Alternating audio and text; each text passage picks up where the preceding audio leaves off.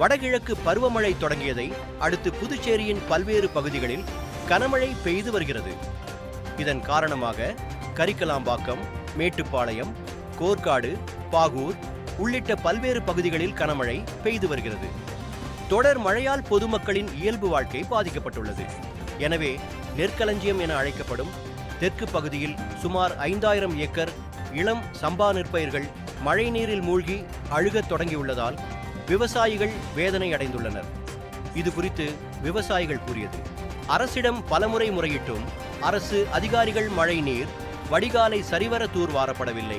வீட்டு நகைகளை அடகு வைத்தும் வட்டிக்கு கடன் வாங்கியும் பயிரிட்டு விவசாயம் செய்து வருகிறோம்.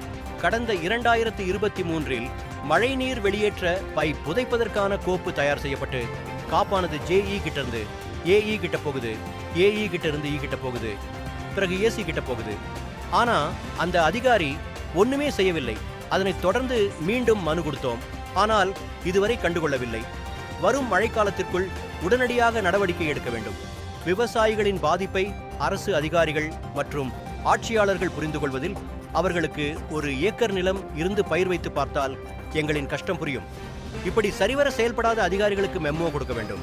மேலும் மழை நீரால் பாதிக்கப்பட்ட விவசாய நிலங்களுக்கு போர்க்கால அடிப்படையில் உரிய நிவாரண உதவிகள் வழங்க வேண்டும் எனவும் கோரிக்கை வைத்தனர்.